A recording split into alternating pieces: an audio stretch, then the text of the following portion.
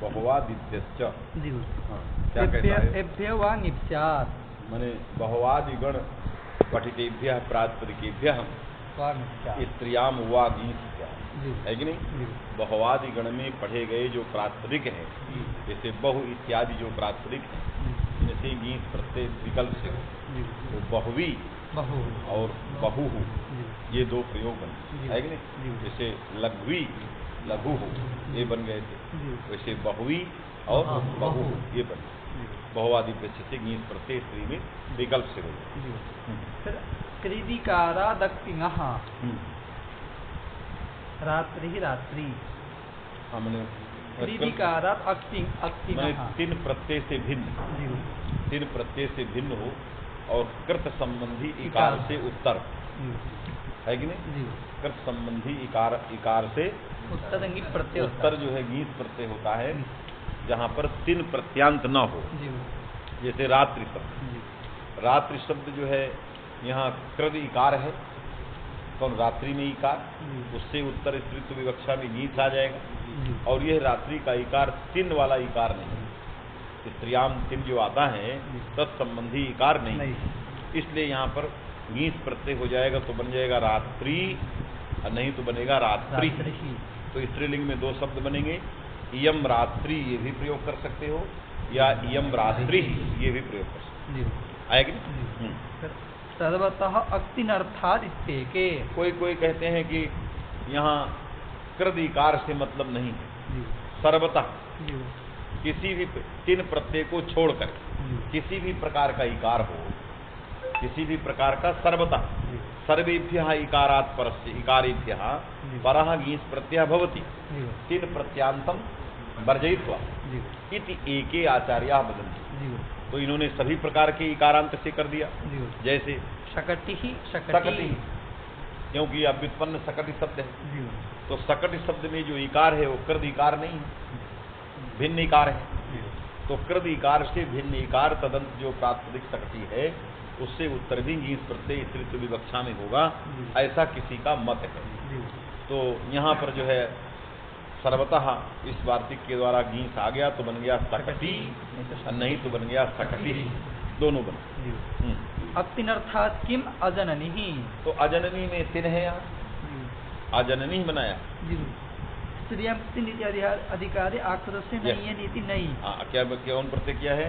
आक्रोशे नय्यनी, अनि प्रत्यय, अनि, यह अनि प्रत्यय स्त्रियाम के अधिकार में अर्थक है, इसलिए तीन प्रत्यार्थक है। तीन प्रत्यय के अर्थ के समान अर्थ वाला अनि प्रत्यय है कि नहीं? तो तीन प्रत्यय तीन अर्थक प्रत्ययम वर्जयित्वा गीस प्रत्यय भवति। ये जो अजनी है ये तीन अर्थक प्रत्यय वाला है, इसलिए इससे गीस प्रत्यय नहीं हुआ तो बन गया अजनी ही। आएगी नहीं? तत्वात् अप्राप्ते विध्यर्थम पद्धति शब्दः गणे पठ्यते। हाँ, बहुवादी गण में पढ़ा गया है पद्धति, पद्धति, पद्धति ये शब्द पढ़ा गया, आएगी नहीं? तो पद्धति ही ये शब्द बहुवादी गण में इसलिए पढ़ा गया कि पद्धति में जो ती है वो तीन प्रत्यांत, क्योंकि हन धातु से ती प्रत्यय होके हति ही बनता है, और पदभ्याम या पदानाम पदभ्याम हति ही, इस अर्थ में पाद को पद आदि, हिम काशी हति, हिम काश हतिसु, माने हिम उत्तर पद में रहते पाद को पद आदिस्ता पद्धिमम, और काश में और हति में यदि उत्तर पद में है तो पाद को पद आदेश होता है। तो हननम हति, हननम हति ही, हन धातु से ती प्रत्यय हो गया, हन के नकार का लोप हो गया, हति ही बन गया। ये तीन प्रत्यांत है, इसलिए यहाँ पर नहीं प्राप्त है कृदिकारादक्तिना, इससे नहीं प्राप्त है, इसलिए इसका पृथक रूप से बहुवादी गण में पाठ किया गया। बहुवादी गणे पठ्यते, तो ये पाठ किया गया। तदगण सामर्थ्यात्, यहाँ पर क्या हो गया? गीत प्रत्यय हो गया, तो बन गया पद्धति, नहीं तो बन गया पद्धति, दोनों बन आया।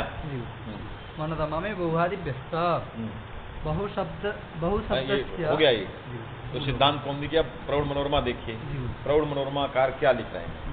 बहुवादिभ्यश्च बहुशब्दस्य गुणवाचित्वात् पूर्वेण सिद्धे उत्तरार्थम ग्रहणम इत्याहुः। कहा बहुशब्द जो है ये संख्यावाचक है। बहुशब्द क्या है? संख्यावाचक। और संख्या गुण है तो गुणवाचक तो इसमें बैठा हुआ। बहुशब्द संख्यावाची तस्मात् गुणवाची, तो वो तो गुणवचनात्, और ये विकल्प करता ही है। बहुवादिभ्यां सूत्र विकल्प से स्त्रियाम गीस्यात्, वो तो गुणवचनात्। ये उकारांत भी है, बहु उकारांत भी है, गुणवाची भी है और विकल्प से करता भी है। इससे उसी से गीत प्रत्यय बहुवी और बहु बन जाएंगे। बहुवादी गण में बहु शब्द के पाठ को करने की क्या उपयोगिता है? इति प्रश्न। समझ में बात आ गई कि बहु शब्द गुणवाची, अतः पूर्व सूत्रेण गीत प्रत्यय से था। बहुवादी गण में बहु शब्द से पाठो अनर्थ का। बहु शब्द से गुणवाचित्वात् पूर्वेण सिद्धे उत्तरार्थम ग्रहणम इत्याहुः। है कि नहीं? तो इन्होंने कहा उत्तरार्थ, उत्तरार्थम ग्रहणम। उत्तर का जो सूत्र है उसमें बहु की अनुवृत्ति ले जाना है, इसलिए पूर्व सूत्र में बहु का रखना अनिवार्य है। क्योंकि सूत्र में रहेगा तभी तो जाएगा। जब सूत्र में उपात्त ही नहीं रहेगा तो उत्तर सूत्र में अनुवृत्ति कैसे होगी? इससे वस्तुतः पूर्व सूत्र में बहु शब्द का कोई उपयोगिता नहीं है, लेकिन उत्तर सूत्र में नित्य गीत करना है। नित्यम छंदसी, नित्यम छंदसी, नित्यम छंदसी सूत्र इसके बाद का मने छंद में बहु शब्दात् गीत प्रत्यय नित्यम भवति। तो यदि बहुवादी गण में नहीं रहेगा तो बहु शब्द से बहुवी प्रयोग बनेगा ही नहीं छंद में। तो छंद में एक ही रूप बनता है बहुवी, उसमें बहु शब्द की अनुवृत्ति ले जाना अनिवार्य है। बहुवादिभ्यः जाएगा, माने बहुवादी गण पठितेभ्यः प्रातिपदिकेभ्यः नित्यम छंदसि गीत स्यात्। इसलिए बहु शब्द का पाठ करना अनिवार्य है, अन्यथा जो है नहीं जाता। तो वेद में जो है छंद में बहुवी प्रयोग नहीं बनता, आया विकल्प ही बनते। इससे छंद में नित्य बनाने के लिए उत्तर सूत्र में उत्तरार्थ जो है अनुवृत्त्यर्थ सूत्र बहुवादी में बहु शब्द का पाठ रखना अनिवार्य है। आया कि नहीं? हाँ। वस्तुतस्तु बहु ये शब्द उत्तर दे दिया। उत्तरार्थम बहुवादी गणे बहु शब्द से पाठ उत्तरार्थ, ये उत्तर है। मैं नित्यम छंदसी सूत्रार्थम वर्तते। अब वस्तुतस्तु से कुछ कहना चाह रहे हैं कि वस्तुतः ठीक नहीं है। बहु शब्द नित्यम छंदसी इति उत्तर सूत्रदंश इति द्वयमपि व्यर्थमेव। मने गणे बहु शब्द से पाठो व्यर्थ और उत्तर सूत्रम व्यर्थ। जो उत्तर सूत्रम नित्यम छंदस्य ये भी व्यर्थ है और बहु शब्द का गण में पाठ भी व्यर्थ है, क्योंकि वो तो गुणवचनात् से लोक में बहुवी और बहु बनी जाएगा। नित्यम छंदस्य में अनुवृत्ति की कोई आवश्यकता है ही नहीं। क्यों? सर्व विकल्पानाम छंदसी व्यवस्थितत्वात्। क्योंकि सर्व विकल्पानाम जितने विकल्प शास्त्र हैं वो छंद में सब व्यवस्थित हैं। कहाँ विकल्प होगा कहाँ नहीं होगा, बात में कि नहीं? तो यदि बहु शब्द से हम नित्यम छंदसी में नित्य ही छंद में गीत होगा तो कहाँ नित्य होगा कहाँ विकल्प होगा, ये व्यवस्था छंद में व्यवस्थापित है। तो बहु शब्द से यदि करना है तो स्वतः नित्य हो जाएगा छंद में। क्यों? व्यवस्थाया सत्वात्, क्योंकि व्यवस्था जो है पहले से बनी हुई है छंद में। कि कुत्र नित्यम कुत्र विकल्प इति बाहुल्कात् व्यवस्था व्यवस्थापिता विद्यते। ये तावता स्वयं जो है नित्य जो है बहुवी प्रयोग बन जाएगा छंद सत्वान। उसके लिए हमें अनुवृत्ति करने की आवश्यकता नहीं है, क्योंकि विकल्प में वो तो गुणवचनात् से सिद्ध है। नित्यम छंदसी इस सूत्र में जो है क्या होगा? छंद में जो है व्यवस्था नित्य व्यवस्था सिद्ध है, उसी सिद्ध का छंद सत्वाद व्यवस्था करेगा। उसके लिए अनुवृत्ति करने की आवश्यकता नहीं, सूत्र की भी आवश्यकता नहीं। क्यों? छंद में नित्य और वैकल्पिक सारी व्यवस्थाएं व्यवस्थित हैं। यदि छंद में बहुवी बनना होगा तो वो तो गुणवचनात् ही बना देगा, छंद सत्व नित्य करेगा, वहां जो है बाहुल्कात् विकल्प को रोकेगा, है कि नहीं? तो वहां वैदिक प्रयोगों की सिद्धि के लिए व्यवस्थापनार्थ सूत्र की आवश्यकता नहीं है कि नहीं? तो जब सूत्र ही उत्तर की आवश्यकता नहीं तो उसमें अनुवृत्ति ले जाने की भी आवश्यकता नहीं। अतः बहु शब्द से गणी पाठ व्यर्थ उत्तर सूत्रम च वस्तुतः व्यर्थम। शब्दरत्न में इत्याहु इति पूर्वेण सिद्धे उत्तरार्थम ग्रहणम इत्याहु।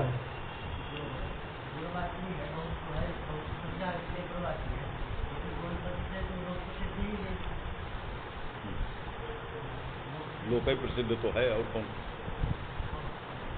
बहुवा छात्रा आगच्छन्ति में लोक प्रसिद्ध है, कौन? क्या कहना चाहते? कल बोल वहाँ पे सिर्फ तो गुण होने के कारण वहाँ पे निषेध हो जाता है, लेकिन जो उत्तर कर देते हैं कि वहाँ पे गुण पद है से दो प्रसिद्ध गुण नहीं है, इसलिए यहाँ पे सिर्फ तो है तो नहीं है, इसलिए वहाँ पे वर्ण गुण के साथ निषेध नहीं होता। हर की अलग अलग पूर्ण गुण वाली अलग व्यवस्था है, यहाँ के लिए अलग व्यवस्था। बात में कहीं का कहाँ क्यों जोड़ रहे हैं? गणनायाम अलग है और शास्त्र भी अलग है। केवल गणना में लोक प्रसिद्ध संख्या लेना है। बात में कि नहीं? लोक प्रसिद्ध संख्या कहाँ लेना है? गणना में। जब आपको 1 2 3 4 गिनना होगा तब आप 6 7 जाओगे, और गिनना नहीं तो एक साथ कह दोगे बहुआ। बात में कि नहीं?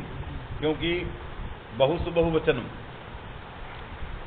बहुसु बहुवचन, बहुत तो ये संख्या है, तभी तो क्योंकि वहाँ द्वुत तो एकत्व जैसे निर्देश है, वैसे बहुत्व का भी निर्देश है। बात में कि नहीं?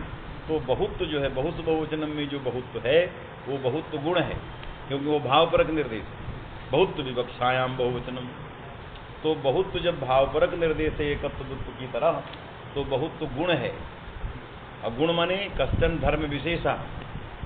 गुण का मतलब क्या है? धर्म विशेष। तो तादृश जैसे एक आदि शब्द जो है एकत्वादि के वाचक होने पर गुणवाची हैं, उसी प्रकार बहुशब्द भी बहुत्व रूप धर्म का वाची है कि नहीं? इसलिए वो भी गुणवाची है। बात समझ है कि नहीं?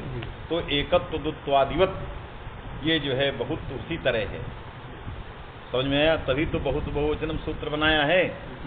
मने बहुत्वे बहुवचनम स्यात्, तो बहुत्वम गुण तत्र कश्चित धर्म विशेषा। गुण शब्द का तात्पर्य धर्म में है। गुण माने धर्म। बात में कि नहीं? तो बहुत्व यदि संख्या के लिए धर्म है तो संख्या है कि नहीं? और संख्या गुण है, चाहे इधर से लो चाहे उधर से लो। अब गणना किस संख्या से होगी? कृत्रिम संख्या से होगी कि अकृत्रिम संख्या से होगी? ये अलग वस्तु। गणना किससे होगी? तो गणना के लिए अलग व्यवस्था है, लेकिन शास्त्रीय व्यवस्था अपने ढंग से चलती है। उसमें लोक गणना से कोई लेना देना नहीं। हमें जस लाना है तो हमें त्रित्व में नहीं लाना, बहुत्व में लाना, क्योंकि बहुत्व त्रित्व से लेके परार्ध संख्या के लिए कही जाता है।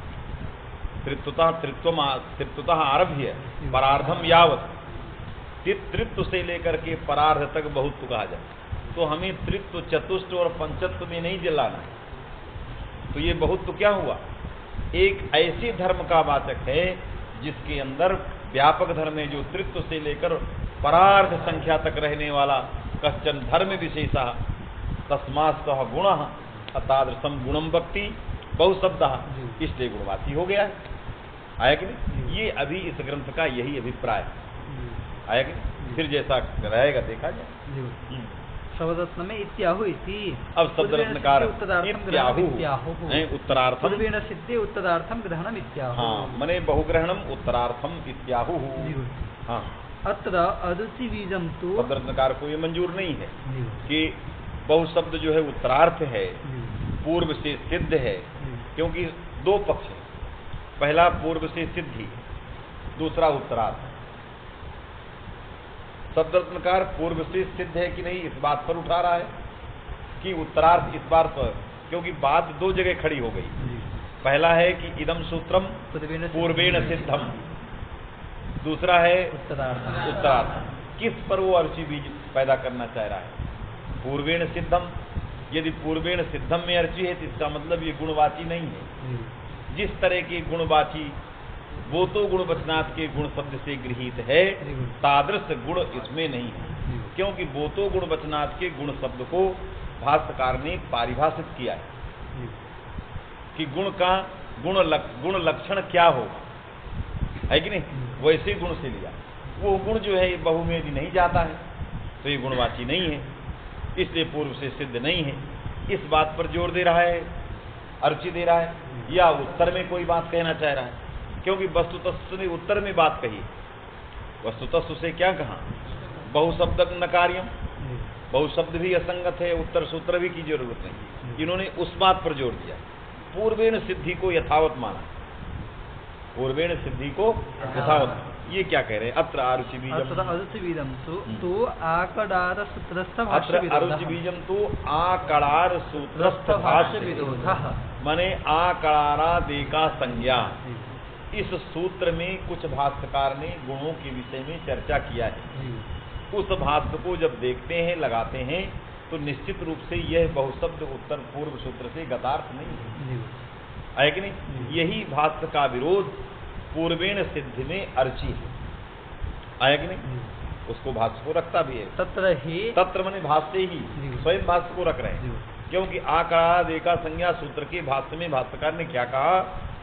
समस्त कृदंत तद्दित सर्वनाम मने समस्त मने समास या समस्त कृदंत तद्दित सर्वनाम जाति संख्या और संज्ञा और संज्ञा हाँ अलग अलग दिया है। अच्छा, संख्या और संज्ञा शब्दातिरिक्त इनसे भिन्न को ही हम गुण मानते हैं। गुणवचन संज्ञा कृता है कि नहीं? गुणवचन संज्ञा माने गुणवचन किसको कहा जाता है? समस्त कृदंत तद्दित सर्वनाम जाति और संख्या संज्ञातिरिक्त इनसे भिन्न। बहु तो संख्या है, बहु क्या है? बहुत तो संख्या का बोधक है। भाष्यकार ने कहा वो तो गुणवचना सूत्र के गुण से इनसे भिन्न लिया जाएगा। तो संख्यातिरिक्त जो होगा वही गुणवाची होगा। बहु तो संख्यावाची है, इसलिए गुणवाची नहीं है। इससे वो तो गुणवचना सूत्र से सिद्ध नहीं है। इससे बहुआदिव्या में बहु शब्द का पाठ अनिवार्य है। बहु शब्द संज्ञा और बहु जो है संख्या बहु शब्द की बहुगण बतुलित संख्या, इसकी तो संज्ञा है। तो हमें क्या चाहिए? संज्ञा से भिन्न चाहिए। जिसमें लिखा संज्ञा अतिरिक्त, हमें संज्ञा से भिन्न जो शब्द होगा उसी शब्द को गुणवाची मानेंगे। बहु तो संज्ञक शब्द है, इसलिए गुणवाची नहीं है, अतः पूर्व सूत्र से सिद्ध नहीं है। अत्रार्थे बहुग्रहणमपि मानम, अत्रार्थे बहुग्रहणमपि मानम माने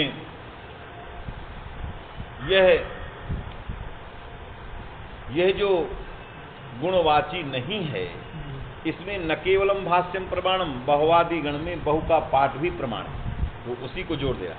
अत्रार्थे संख्यातिरिक्त शब्द गुणवाची इत्यस्मिन्नर्थे बहुवादी गणे बहु शब्दस्य पाठ अपिमानम वर्तते। अतएव प्रतिवेदन सिद्ध गुणवाचिता भावात्। माने दोनों चीज, यदि संख्या संज्ञक बहु शब्द गुणवाची होता तो बहुवादी सूत्र में बहु शब्द का पाठ आचार्य पाणिनि क्यों करते? है कि नहीं? इससे बहु शब्द से पाठ करना भाष्य प्रामाण्याच न बहु शब्द गुणवाची तस्मा न पूर्वेण सिद्धा। समझ में आएगी? ये उन्होंने दोनों बातें जोड़ दिया, पाणिनि को भी अपने पक्ष में जोड़ दिया, भाष्य को भी जोड़ दिया, और इनको कहा कि ठीक नहीं है, आपका ग्रंथ सही नहीं है। सत्वे निविशते इत्यादि गुण लक्षणम, क्योंकि गुण का लक्षण किया है उन्होंने। गुण का लक्षण बोतो गुण वचनात् में किस प्रकार का गुण लिया जाएगा, इसका लक्षण स्वयं भाष्यकार ने किया है अपने श्लोक वार्तिक से। सत्वे निविशते अपैति और पृथक जाति सुदृश्यते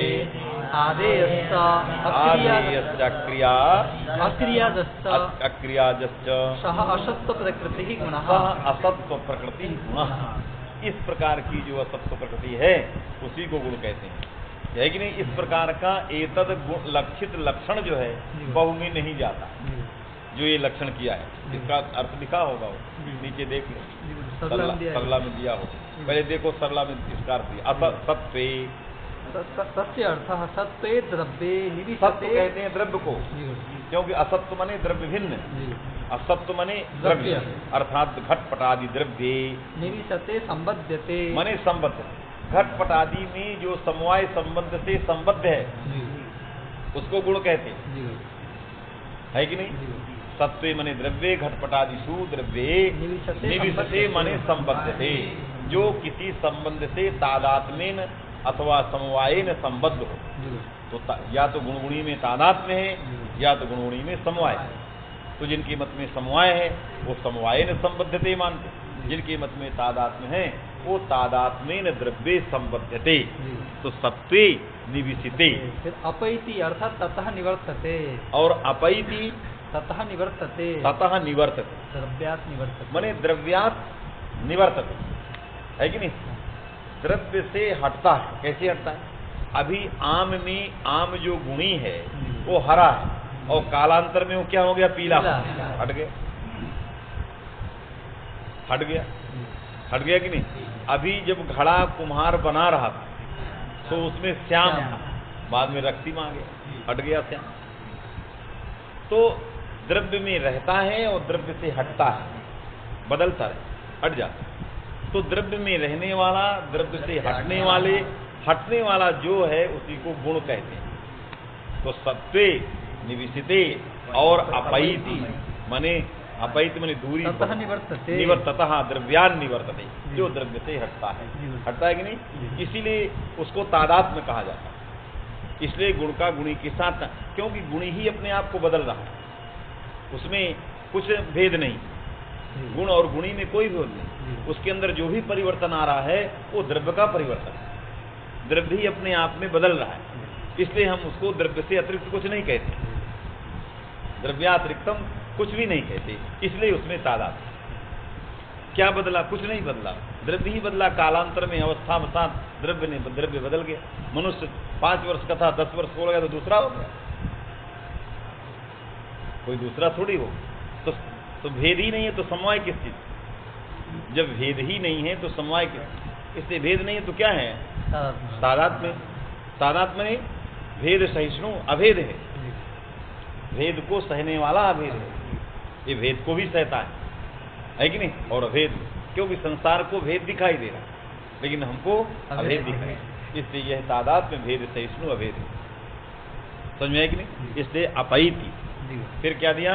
फिर पृथक भिन्नासु जातिषु अर्थात जात्याधारेषु, माने जाति वाले जो है, जात्याधारेषु माने जाति वाले जो घटपटादि हैं, अर्थात भिन्न जातीयेषु द्रव्येषु दृश्यते स यः, है कि नहीं?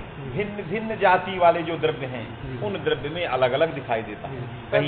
कहीं श्वेतः, कहीं पीतः, कहीं रक्तः, है कि नहीं? यथा शुक्लादि, अलग अलग सब में दिखाई देता है। तो जात्याधार व्यक्तियों में पृथक पृथक दिखाई देने वाला, उसमें रहने वाला तादात्म्य, उससे अलग होने वाला जो शुक्लादि है, सैव गुणः, ये संख्या इस तरह की नहीं है, ये संख्या इस तरह की नहीं है। इसलिए ऐसे स्वभाव वाली संख्या नहीं है, बहुत तो धर्म नहीं है, इसलिए यह गुणवाची नहीं है। इसी अभिप्राय से उसको संख्यातिरिक्त जोड़ा है। क्या जोड़ा? संख्यातिरिक्त, कि संख्या संज्ञा अतिरिक्त ही गुण होते हैं। समझ में आया कि नहीं? तहि घटादौ यस्मिन् संबध्यते तत एव स पाकादिना निवर्तते। माने पाकादि रूपादि, जैसे श्याम था और रक्त हो गया, वही पाकज है। वही गुण भी भिन्न भिन्न से जन्म लेते हैं, कहीं पाकज है, कहीं कुछ है। आया कि नहीं? फिर भिन्न जातिषु पयः शंखादि से दृश्यते। पयः संख्या, पय संखादि, भिन्न भिन्न जो द्रव्य हैं उनमें शुक्ला दृश्यते, शुक्लादि दृश्यते। अनेन जातेः गुणत्व निराशः, इसलिए जाति गुण से भिन्न हो गई, क्योंकि जात्याधारेषु लिख रहा है, जात्यावच्छिन्न में वो भिन्न भिन्न में रह रहा है। जात्यावच्छिन्न जो द्रव्य हैं उन द्रव्यों में रह रहा है। घटत्वादि जातिर्हि यस्मिन् घटादौ संबध्यते न तम कदाचित् जहाति न स भिन्न जातिषु पटादिषु दृश्यते। लगा कि नहीं? कि घटत्वावच्छिन्न जो घट जाती हैं उनमें रहता है, बात में कि नहीं? न तम जहाति, न कदाचित् जहाति, न स भिन्न जातिषु पटादिषु, न वो भिन्न जाति पटादि में वो रह रहा है, जो उसमें है वो दूसरे में नहीं रह रहा है। बात में कि नहीं? ऐसे शुक्लादि, पीतादि, रक्तादि जो हैं उन्हीं को गुण कहते हैं। एवं सति क्रियायाम गुणत्वम प्रसज्यते। इसलिए ऐसा करेंगे तो क्रिया में आएगा। माने घटपटादि जात्यावच्छिन्न घटपटादियों में क्रिया रह रही, तो जब क्रिया रह रही है इससे क्रिया में आएगा, तो उसके लिए क्रिया विशेषण दे दिया है कि क्रिया भिन्न सति। तस्यापि घटादो कदाचित उपलम्भात् कदाचित ततः निवृत्ते, क्योंकि सत्वे निविशते अपैति जा रहा है, क्रिया कदाचित घटादो उपलब्धते कदाचित नोपलब्धते। भिन्न जातिषु घटवदसि दर्शनात् अतः विशेषणांतरमाह आधे इति। इसलिए आधे जात्या उत्पाद्य इत्यर्थः। अच्छा वो आगे दिया है आधे आधेयस्ता क्रियादस्ता। हाँ शोषत्व तो आधेय मने उत्पाद्य, आधेय मने उत्पाद्य, अक्रियाजः अनुत्पाद्य इत्यर्थः। और अक्रियाज मने अनुत्पाद्य, मने जो उत्पाद्य और अनुत्पाद्य। तो शुक्लादि जो है क्या है? तथा च नित्यानित्यवृत्ति पदार्थ विभाजकोपाधिमत्वम् इत्यर्थः। नित्य द्रव्य में रहने वाला अनुत्पाद्य है और अनित्य द्रव्य में रहने वाला उत्पाद्य है, और वही पदार्थ का विभाजक उपाधि है। अरे पदार्थ विभाजक उपाधि क्या गुण ही है? घटपटादि में के गुणों के कारण उनका पदार्थ का विभाजन होता है। द्रव्य गुण कर्म समवाय जो पदार्थ हैं, इन पदार्थ या सप्त जो पदार्थ हैं, इन पदार्थों के विभाजक उपाधि क्या है? यही है गुणत्व ही, द्रव्यत्व, यही सब। ये जो पदार्थ विभाजक उपाधि है ये नित्य द्रव्यों में भी रहती है और अनित्य द्रव्यों में रहती है। इसलिए नित्य द्रव्यों में रहने वाली अनुत्पाद्य और अनित्य रहने में उत्पाद्य, इस प्रकार के धर्म विशेष का नाम गुण है। इस प्रकार का लक्षण कह रहा है संख्यायाम क्रियायाम न वर्तते। गुणत्व घटा रहे वो आगे लिख रहा है गुणत्वस्य पाकज रूपादिषु अनित्येषु। पाकज रूपादिषु, जो पाकज हैं वो अनित्य हैं। अरे श्यामादि जो गुण है वो अनित्य हैं क्योंकि पाकज है। उनमें रहने वाला पाकज अनित्येषु आकाश महत्वादिषु नित्येषु सत्वात्, माने आकाश महत्वादि में रहने वाला जो गुण है वो नित्य है, अनुत्पाद्य है। और पाकज जो है, पाकज जो गुण है वो उत्पाद्य है। घटपटादि में रहने वाला जो पाकज है वो उत्पाद्य है। तद्वत्सु शुक्लादिषु लक्षण समन्वय। तो इस प्रकार के कौन होंगे? शुक्लादि होंगे। क्रिया इस प्रकार की कह रहा नहीं। क्रियात्वस्य च नित्यावृत्तित्व, नित्यावृत्तित्व। क्रिया तो क्या है? नित्यवृत्ति है। नित्यावृत्तित्व। अच्छा नित्य आवृत्ति है, मैं नित्य आकाश आदि में नहीं है, नित्य नित्य में आवृत्ति है। तो आकाश आदि महत जो पदार्थ हैं उनमें क्रिया नहीं रहती।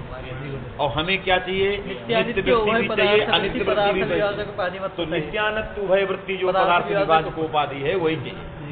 और क्रिया जो है नित्य पदार्थों में नहीं है, इसलिए गुण नहीं। क्रिया परमाणु में क्या कह रहा? परमाणु नित्य होता है, उसकी क्रिया होता है। क्रिया कहाँ? कौन परमाणु में? कोई क्रिया? चलो क्या कह रहा?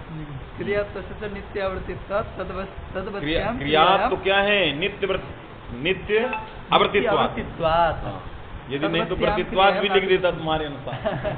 तो क्रियात्व जो है वो नित्य आवृत्ति है कि नहीं? तो परमाणु में आभास है, ऐसा कुछ नहीं हो। चलो तो नित्य आवृत्तित्वाद, उसमें क्रियात्व का आभास है कि नहीं? उसमें निष्क्रिय है वो सब, कुछ नहीं, कोई क्रिया नहीं। बात में है कि नहीं? एवं अपनी अवयवी द्रव्य अतिव्याप्ति ही। हाँ आगे लिख रहा है कि जो अवयवी द्रव्य है, अवयव वाले अवयवी द्रव्य अतिव्याप्ति ही। क्यों? तस्य अवयवेषु संबध्यमानत्वात्, क्योंकि अवयवी द्रव्यों में जो अवयव हैं उनमें भी संबद्धमान है। और असमवायी कारण संयोग निवृत्त तथा निवर्तत्वात्, असमवायी कारण कौन? संयोग। क्या लिखा? संयोग। असमवायी कारण संयोग निवृत्त तथा निवर्तमानत्वात्, निवर्तमान भी है क्योंकि संयोग हट जाता है। और भिन्न जातिषु हस्तपादादिषु दृश्यमानत्वात्, और भिन्न जाति जो हस्तपादादि उनमें देखा ही जाता है संयोग। और नित्यानित्य वृत्ति द्रव्यत्व रूपोपाधि, और नित्यानित्य दोनों में रहता है। इसलिए कहाँ अतिव्याप्त हुआ? अवयवी द्रव्यों में। अतः असत्व प्रकृति, इसलिए असत्व प्रकृति होगा। अद्रव्य स्वभाव इत्यर्थः, वो द्रव्य स्वभाव वाले द्रव्य भिन्नत्वमिति यावत् तेन तत्तदनाति प्रसंगः। तो इस प्रकार का गुणवाचित्व जो है बहु के साथ बहु शब्द में नहीं है। चलो में सत्त्वे निविशते इत्यादि गुण लक्षणम अपि तदेक वाक्यतापन्नम इति अन्यत्र प्रपद्यते। ये जो सत्त्वे निविशते अपैति पृथक जाति सुदृश्यते, इस प्रकार का गुण लक्षण वो तो गुण वचना सूत्र के में एक वाक्यतापन्न है। जब एक वाक्यतापन नहीं तो इससे भिन्न हो गया कौन? बहु, इसलिए पूर्व सूत्र से सिद्ध नहीं। यदि उससे एक वाक्यतापन ये लक्षण नहीं होता तो निश्चित रूप से प्राप्त सिद्ध थे। लेकिन जो लक्षण बताया गया भाष्यकार ने बताया, ये गुण का लक्षण क्या है? वो तो गुणवचनात् सूत्र के साथ एक वाक्यतापन अतः नहीं प्राप्त है। व्यर्थमेव इति वस्तुतस्तु नित्यं बहुशब्दः नित्यं सन्नति उत्तरसूत्रं इति द्वयमपि व्यर्थमेव। व्यर्थमेव इति उत्तरार्थम इति वदतां मते इति शेषः। माने जो लोग कहते थे उत्तरार्थम, उनके मत में व्यर्थम, और जो सिद्ध ही नहीं है, जिनकी मत में पूर्व सूत्रेण न सिद्धम गुणवाचकत्वाभावात्, तो न उत्तरार्थ। वास्तविक कि नहीं? तो केसाम मते व्यर्थम जेसाम मते उत्तरार्थम इति वदताम।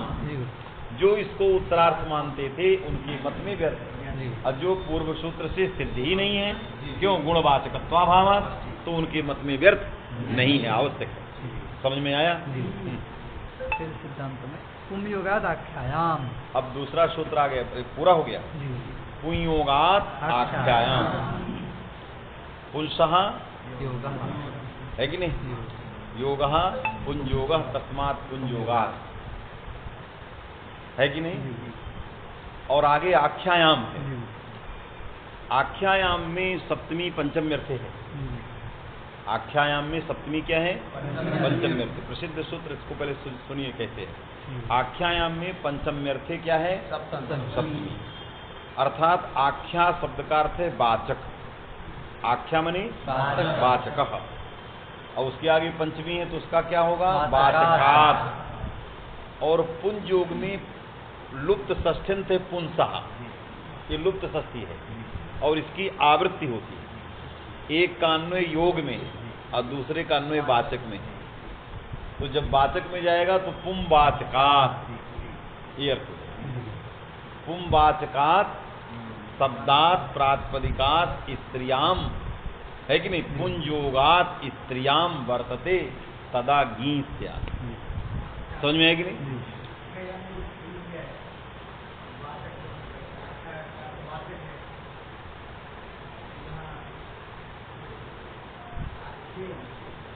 क्या?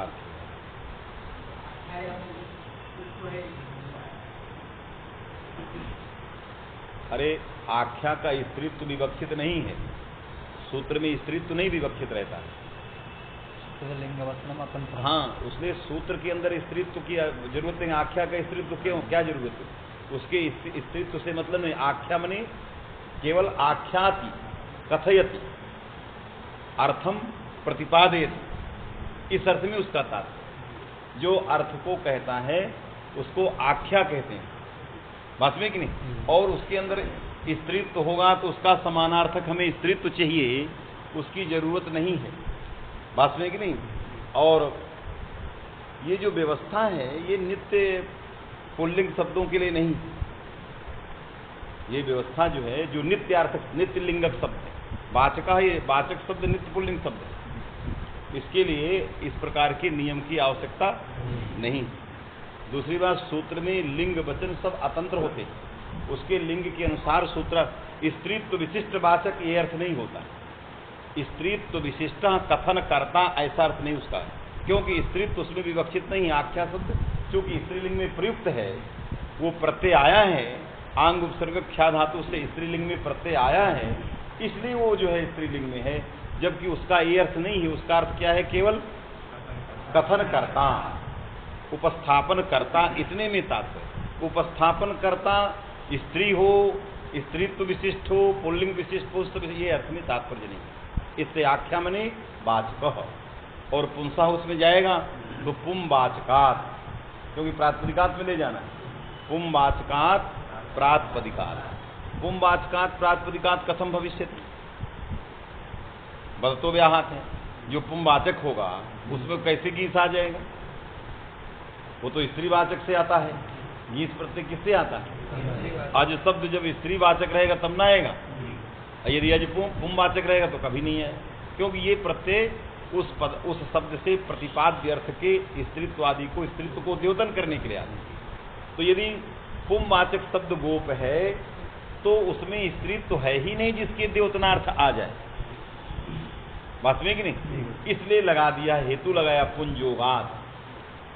यद्यपि पुंवाचकायम शब्द किंतु इदानीम पुंजोगात स्त्रियाम वर्तते। ये पुंवाचक शब्द जो है किसमें आ गया है? ये स्त्रियाम आ गया। क्यों आ गया है? पुंजोगात आ गया। पुंसः योगात संसर्गात, पुंस पुरुष के संबंध से, है कि नहीं? यह पुंवाचक शब्द जो है किसमें चला गया? स्त्रियाम में चला। तो पुंवाचक शब्द लक्षणया किसमें गया? स्त्रियाम में चला। अर्थात लक्षणया पुंवाचक शब्द स्त्रीत्व में चला गया। बस में कि नहीं? तो पुंवाचक जो शब्द है इदानीम कम वक्ति स्त्रीत्व विशिष्टम द्रव्यम वक्ति, इस समय स्त्रीत्व विशिष्ट द्रव्य को कह रहा है, जबकि उसके अंदर सामर्थ्य क्या है? शक्त्या पुंस्त विशिष्ट द्रव्य के कथन में उसकी शक्ति है। मने गोप शब्द की शक्ति किसमें है? पुंस्त विशिष्ट गोपालन कर्तृत्व को कहने में शक्ति है। गोप शब्द पुंस्त विशिष्ट गोपालन कर्तृत्व भक्ति न कदाचित अभी त्रिस्वपि कालेषु शब्द शक्त्या स्त्रीत्व विशिष्टम गोपालन कर्तृत्व वक्तुम शक्नोति, है कि नहीं? किंतु लक्षणया गोप शब्द इदानीं कुत्र किसमें चला गया? स्त्रीत्व विशिष्ट गोपालन कर्तृत्व में गया। तत्र गोपालन कर्तृत्व स्त्रियाम न वर्तते। उस स्त्री में, जिस स्त्री को गोप कहने जा रहा है स्त्रीत्व विशिष्ट गोपालन कर्तृत्व, उसमें गोपालन कर्तृत्व नहीं है। किंतु पुंजोगात, चूंकि वो स्त्री द्रव्य पुरुष के साथ दाम्पत्य संबंध रख रहा है, इसलिए पुंजोगात इस पुरुष में रहने वाला जो गोपालन कर्तृत्व प्रवृत्ति निमित्त था उसका स्त्री तो विशिष्ट द्रव्य में आरोपित कर लिया। बात में कि नहीं? जब आरोपित कर लिया गया तो आरोप ही तो लक्षणा है। आरोप क्या है? लक्षणा। इसलिए यह जो प्रवृत्ति निमित्त है, गोपी शब्द में रहने वाला जो प्रवृत्ति निमित्त है, यह आरोपित गोपालन कर्तृत्व है। आरोपित गोपालन कर्तृत्व रूप जो प्रवृत्ति निमित्त है, ये भी प्रातिपदिकार्थ ही है। जैसे गोप में गोपालन कर्तृत्व वास्तविक प्रातिपदिकार्थ था, क्योंकि प्रवृत्ति निमित्त प्रातिपदिकार्थ है, उसी तरह जो स्त्री द्रव्य है उसमें रहने वाला आरोपित गोपालन कर्तृत्व वो भी प्रवृत्ति निमित्त प्रातिपदिकार्थ ही कहा जाता है। इसलिए प्रातिपदिकार्थ है, अतः प्रथमा विभक्ति उससे आएगी। तो आदिदेशिकम औपदेशिकम उभयं ग्राह्यम, दोनों प्रकार के प्रवृत्ति निमित्त होते हैं। अतएव गोपीति प्रथमा सिद्धि, इससे उसके आगे विभक्ति आ जाती है। बस में कि नहीं? तो निश्चित हो गया कि गोप शब्द पुंवाचक गोप शब्द इदानीम स्त्रियाम, स्त्रियाम मने आरोपित गोपालन कर्तृत्व विशिष्ट विशिष्टम द्रव्यम इदानीम उपस्थापित। यह गोपालन कर्तृत्व का आरोप कर दिया गया, किस कारण से? पुंजोगात, गोपस्य स्त्री, इसलिए उसका विग्रह है गोपस्य स्त्री। सा स्त्री या गोपस्य न तस्याम स्त्रियाम गोपालन कर्तृत्व, किंतु गोप संसर्गात, है कि नहीं? एतद वृत्ति गोपालन कर्तृत्व आरोप्यते। तो आरोपित गोपालन कर्तृत्व वाचकम यत् प्रातिपदिकम, बात में कि नहीं? आरोपित गोपालन कर्तृत्व विशिष्टम स्त्रीत्व विशिष्टं च यत् प्रातिपदिकम तस्मात् प्रातिपदिकात् नीप स्यात्। बात में कि नहीं? ये उसका अर्थ। यही सूत्र लक्षणा में प्रमाण बन, यही सूत्र क्या है? लक्षणा में, क्योंकि आरोप रूप लक्षणा में यही सूत्र प्रमाण है। बात में कि नहीं? तो वहां पुंवाचकात् शब्दात् इदानीम स्त्रियाम वर्तते, कथम आरोपात्? पुंवाचका शब्दा सदैव पुंसी भवति, किंतु इदानीम कुत्र गतः? स्त्रियाम। कथम गतः? आरोप। आरोप लक्षण में लक्षणया गतः, लक्षणाकरण आया कि नहीं? तस्मात् नीप स्यात्। अब चलो क्या लेकर समझ में बात आ गई? हाँ। या पुमाख्या पुंयोगात् सोयमिति अभिसंबंधात्, सोयमिति अभिसंबंधात् पुम शब्दः स्त्र विधायिता। भर्तृहरि लिखते हैं कि सूत्रम प्रत्यय शासकम, सूत्रम माने प्रत्यय शासकम सूत्रम मानम। कौन पुयोगादाख्यान सूत्र को लिख रहे हैं अपनी कारिका में है। कारिका है कि वो पूरा स्मरण नहीं आ रही है। हाँ ओके। सूत्रम प्रत्यय शासकम सोयम इत्यभिसंबंधात पुम शब्दो स्त्र विधायिका अभिधायिता ऐसे कुछ माने पुम शब्द स्त्रियाम अभिधत्ते पुम शब्द स्त्र विधायिका।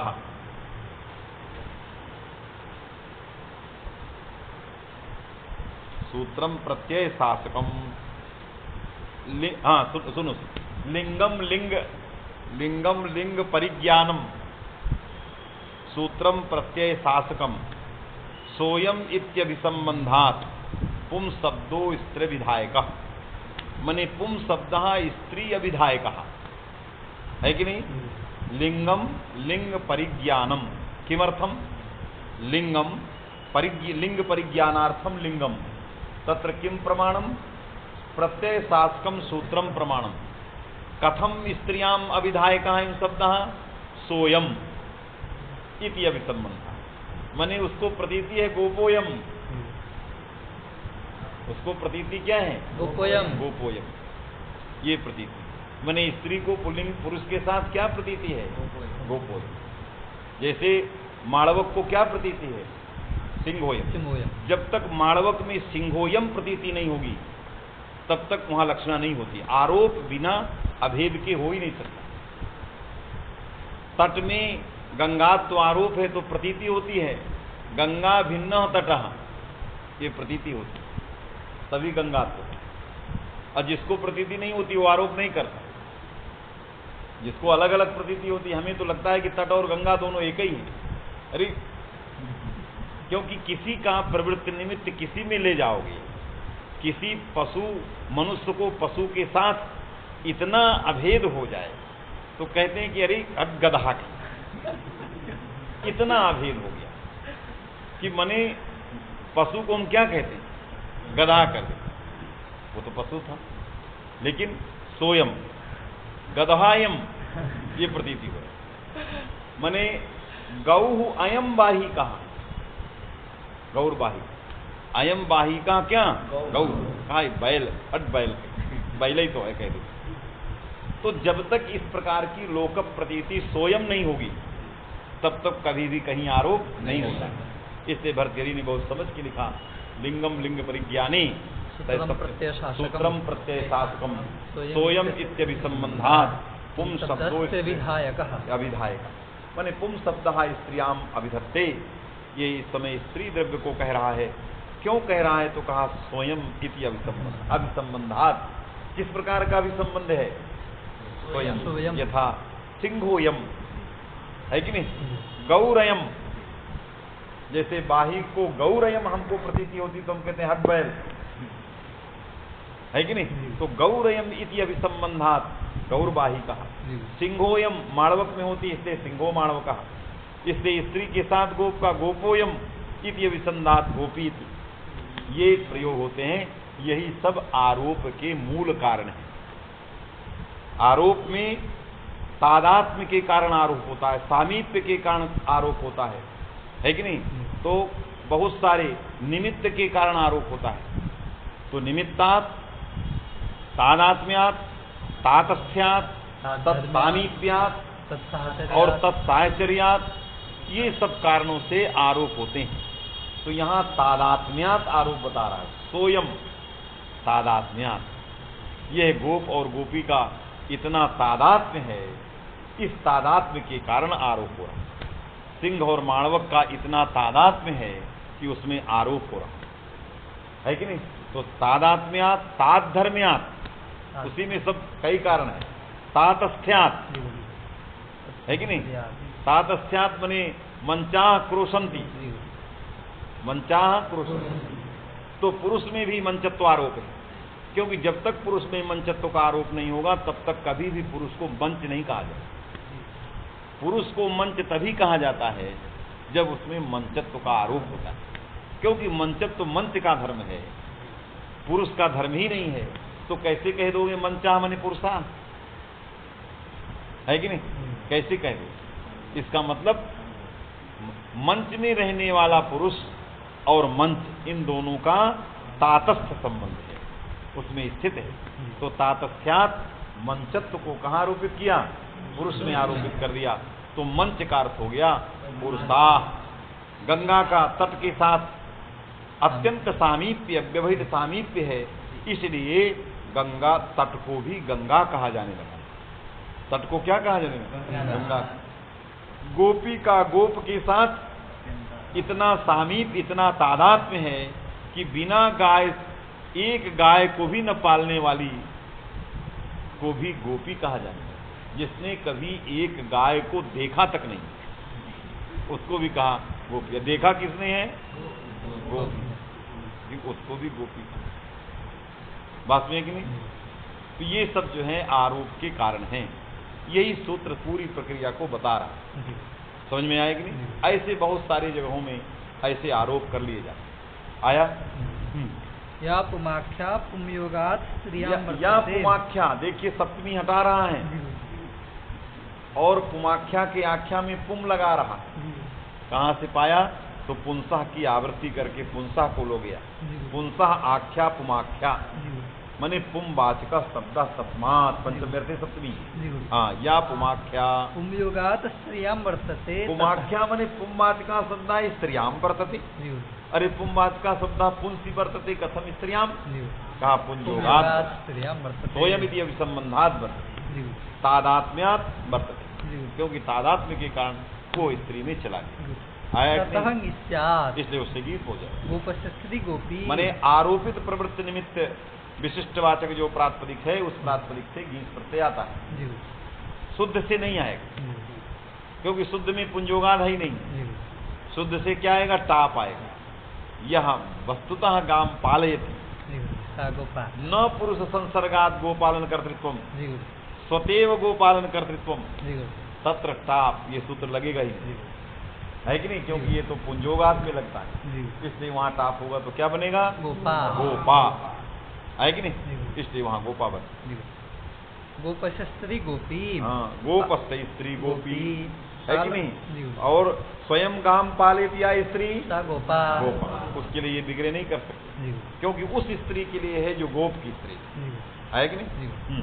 फिर पालकांतात न गोपालिका। गोपालिका में जहाँ पालक अंत है, जिसके अंत में, जिस प्रातिपदिक के अंत में पालकांत प्रातिपदिक है, उसमें भले ही पुरुष संसर्गात गोपालन कर्तृत्व आरोपित हो, फिर भी वहाँ गीत प्रत्यय नहीं होगा। पालकांतान न निषेध करते, तो वहाँ गोपालिका स्वपालिका ये सब ये बने। सूर्याद देवतायाम साब्बाच्य। सूर्याद देवतायाम, सूर्य शब्द से भी आप होता है यदि उससे देवतार्थ की प्रतीति। तो सूर्य शब्द से माने सूर्य से स्त्री देवता। यदि सूर्य देव की स्त्री कोई देवता होगी, मानुषी नहीं होगी, तो वहाँ आप प्रत्यय हो जाएगा, चाप प्रत्यय हो जाएगा, तो क्या बनेगा? सूर्या। माने सूर्या माने सूर्य से स्त्री देवता सूर्या, और नहीं तो सूरी देवतायाम किम सूरी कुंती। सूरत से स्त्री, वो भी सूर्य की ही स्त्री थी, जो कर्ण सूर्य से ही पैदा हुए थे, इसलिए वो जो है देवता नहीं थी। तो आप नहीं होगा, क्या होगा? गीत होगा, क्योंकि उसमें आरोपित है पुंयोगादाख्यायाम। और जब गीत होगा तो हर्ष तद्धिता है, माने जो यकार है सूर्य में, यकार के आकार का लोप, हर्ष से उत्तर यकार का लोप, तो बन गया सूर ई मिला दीजिए सूरी। सूरी माने कुंती, कुंती माने मानुषी कुंती, ये देवता नहीं है, ये मनुष्य है, इसलिए इसमें ताप नहीं होगा। आया कि नहीं? इसको हम मानुषी कहेंगे। हाँ, मनोरमं पुंयोगादिति। तथा च गौड़ी हो गया। चलिए मनोरमा क्या कह रहा? तथा च गौड़ी वृत्ति भावः। इसने कहा पुंवाचका शब्द कथम स्त्रियां वर्तते, गौणी वृत्तिया वर्तते, जो गौणी वृत्ति है, क्योंकि लक्षणा दुविधा, शुद्धा गौणी। लक्षणा जो है दो प्रकार की होती है, एक शुद्धा लक्षणा, एक गौणी लक्षणा। सादृश्याख्य संबंध से जो अर्थ का उपस्थापन करती है उसको गौणी लक्षणा कहते हैं। ये सामान्य लक्षण लोग कहते हैं। सिंहो माणव का हमें सादृश्यात जो है, सिंह जो है माणव को कहता है, इसलिए वो क्या है? गौणी लक्षण।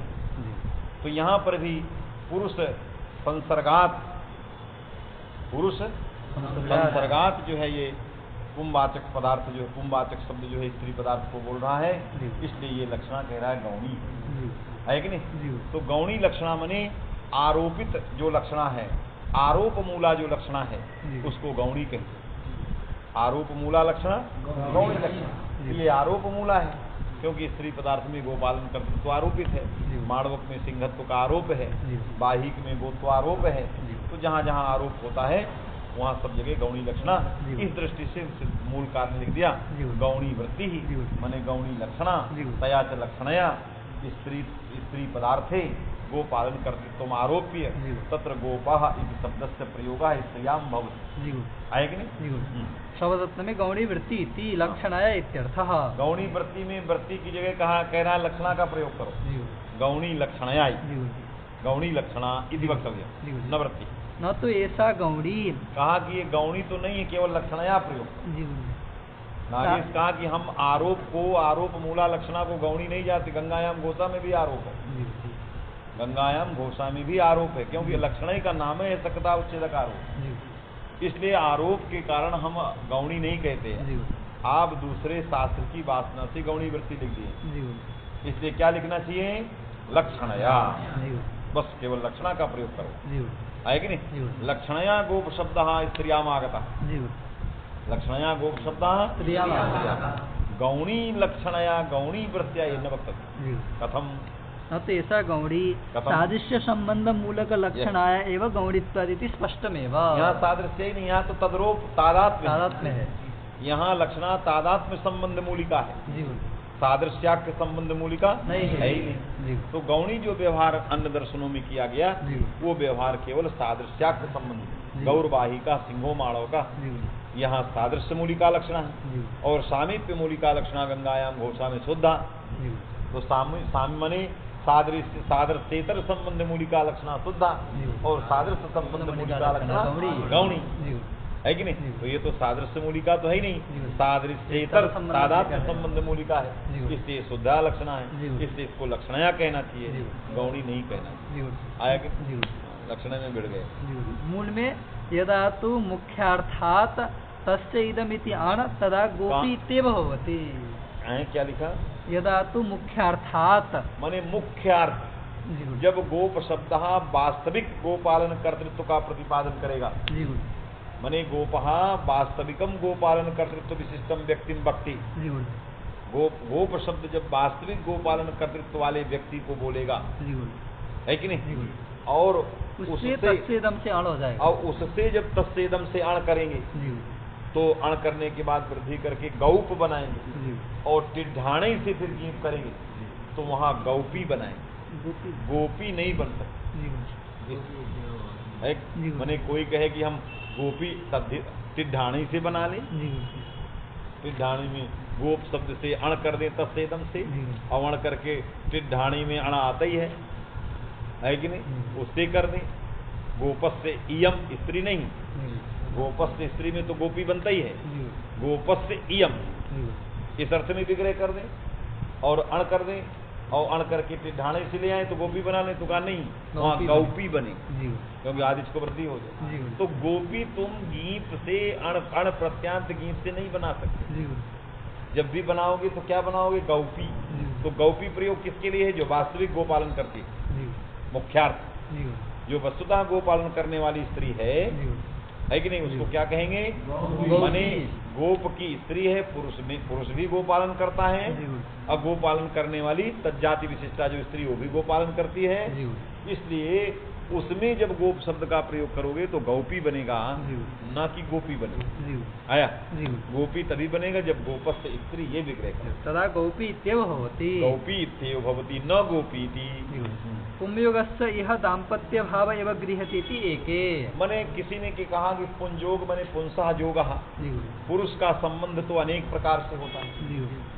जिस स्त्री के साथ जिस स्त्री में गोप शब्द का प्रयोग करने जा रहे हैं उस स्त्री में पुरुष का संसर्ग दाम्पत्य है या और भी कोई संबंध है, तो किसी ने कहा केवलम दाम्पत्य संबंधा ग्राह्य, जब दाम्पत्य संबंध लेंगे तो वहीं पर ये गीस प्रत्यय करेगा। अन्य संबंध भी नहीं करे। जी और किसी ने कहा दाम्पत्य केवल उपलक्षण है, वस्तुतस्तु संकोचे मानाभावात् संकोचे जन्यजनक मानव भावो योग भी को क्रियते। दाम्पत्य ही लिया जाए ऐसा नियम नहीं है। जी और भी जन्य जनक भाव आदि जितने संबंध हैं, जी समस्त संबंधों से भी यदि पुरुष पुंवाचक शब्द स्त्रियाम में चला गया, जी कोई पुंवाचक शब्द जो है स्त्रियाम में चला गया, अन्य केनचित संबंधेन, नहीं दाम्पत्य संबंधेन, है कि नहीं, अन्य किसी माने भेद संबंध से, तादात्म्येतर किसी संबंध से भी यदि पुंवाचक शब्द स्त्रियाम में चला गया, तब भी इस सूत्र की प्रवृत्ति होगी।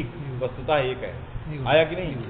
माने एक होगा स्त्री पुरुष में तादात, कहिए तो भिन्न न भिन्न वाली स्थिति जब रहेगी तब तो सूत्र लगेगा ही, लेकिन दाम्पत्येतर जन्य जनक आदि उसमें भी लगेगा। माने तादात विषयतर भेद संबंध भी रहेगा, और तादात दोनों किसी भी प्रकार के संबंध, भेदाभेद किसी भी संबंध में यदि पुंवाचक शब्द स्त्रीत्व को लक्षणया कहेगा तो निश्चित रूप से वहां पर गीत प्रत्यय हो जाएगा, तो प्रयोग बने। तथा च भट्टिः, इसलिए भट्टी ने लिखा, क्या लिखा? कौशल्या शाभिसुखेन रामः प्राक्केकयितो भरतस्ततो बुद्धः। क्या प्रयोग किया? कौशल्या अशाभिसुखेन, कौशल्या तृतीया माने कौशली, कौशल्या,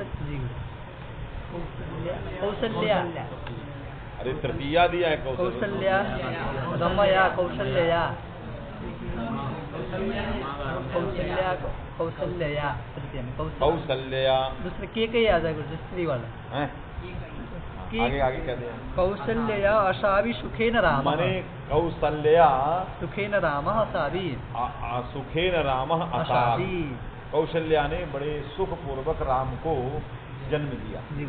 अशाभि है कि नहीं? सु प्राणी प्रसव है कि नहीं? मैंने कौशल्या ने सुख पूर्वक राम को प्रकट किया। दूसरा प्राक्केकयितः, और प्राक, केकयितः प्राक, तो केकयस्य पुत्री केकई, यहाँ जन्य जनक भाव लेना, क्योंकि केकय शब्द जो था वो पुंवाचक है। कथम स्त्रियाम गतः, क्योंकि केकयस्य स्त्री केकई तो नहीं होगी, तब तो पत्नी को कहा जाएगा, पुत्री को कैसे कहेंगे, है कि नहीं? तो कहा कि यहाँ न केवलम दाम्पत्यं ग्राह्य अपितु जन्य जनक भाव भी, तो केकयस्य दुहिता पुत्री जन्य जनक भाव संबंध से जो केकय शब्द था वो इदानीम स्त्रियाम आगता, स्त्री में आ गया, तो केकय शब्द जो है स्त्रीत्व को कहने लगा। इसलिए पुंयोगात सूत्र के द्वारा क्या हो गया? स्त्रीत्व विवक्ष, स्त्रीत्व अर्थ में क्या हो गया? गीत आ गया, तो केकई बन गया।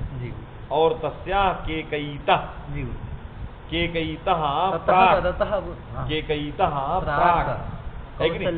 कौशल्या सुखेन राम अशाभि, ततः भरतः, इसके बाद भरतः, ये बन गया। आया कि नहीं? तो केकयितः में केकई को बनाना है, ये केकई बनाने के लिए ही हमें जन्य जनक भाव संबंध लेना पड़ गया। नहीं केकया बनता, केकयस्य पुत्री केकया ऐसा बनता, केकयस्य दुहिता केकई, केकई बन गया।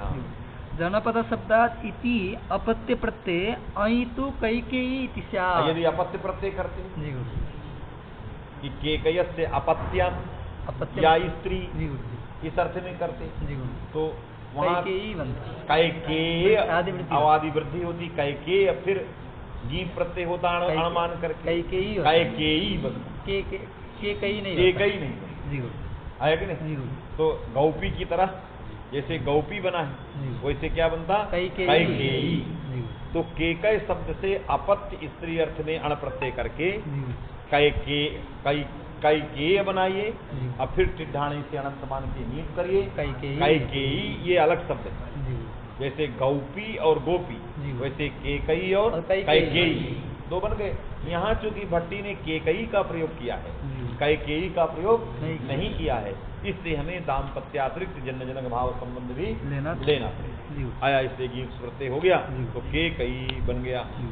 न च तस्य अतस्य इति लुक आया प्रत्यय, न च तस्य अतस्य इति लुक, तो कहा न प्राच्य भर्गादि इति निषेधात्, मैंने निषेध करे, मैंने जो अय प्रत्यय आया है कि नहीं अपत्य अर्थ में, हाँ, इससे जो अय आया है उसका लुक नहीं होगा, सूत्र निषेध न प्राच्य भर्गादि सूत्र के द्वारा लोप का निषेध हो। जी तो अय प्रत्यय का लोप नहीं हुआ, आदिश को वृद्धि हो गई, कई केय बन गया, नीप हो गया, कई केई बन गया। तथा च कालिदासः इसलिए कालिदास भी लिखा, कैकेयी कामः फलितास्तव इति कैकेयी कामः, कैकेयी हे कैकेयी तव कामः फलिताः। फलिता, जी। तुम्हारी कामना पूर्ण हो गई। जी तो कैकेयी ये संबोधन में प्रयोग किया। जी। तो कैकेयी था, जी अय प्रत्यांत कैकेयी था। जी। यदि अय प्रत्यय का लुक हो गया होता तो कैकेयी इस प्रकार का संबोधनांत कालिदास प्रयोग कैसे कर। जी इससे दोनों प्रकार के शब्द बनते हैं, केकई और कैकेयी। जी। तो कैकेयी के संबोधन में हे कैकेयी रस हो गया, जी। अम्बार मध्य ह्रस्वः, जी। हे कैकेयी तव तव कामः कामः फलितः। फलिता, तुम्हारा मनोकामना पूर्ण हो। जी। है कि नहीं, जी। कालिदास ने प्रयोग किया। एतेन देवकी व्याख्याता। और इसीलिए देवकी भी बन गई, क्योंकि देवकी में देवकस से स्त्री, जी जैसे गोपस से स्त्री गोपी, जी। वैसे देवक शब्द पुंवाचक, जी क्योंकि देवक शब्द पुंवाचक था, लेकिन कथम स्त्रियांगतः दाम्पत्यात्, तो देवक शब्द स्त्रियाम दाम्पत्यात् गतः, अतः देवक शब्द से भी नीस प्रत्यय हो, गीम प्रत्यय हो गया, तो बन गया देवकी। तो देवकी की व्याख्या होगी, नहीं क्या बनता, दैवकी। यदि देवक शब्द से अनादि प्रत्यय करते, है कि नहीं, और अण प्रत्यय करके दैवक बनाते, फिर गीप आदि करते तो दैवकी बने। इसलिए देवकी भी व्याख्या, मने पुयोगादाख्यायाम से देवकी गोपी सारे बन गए। बस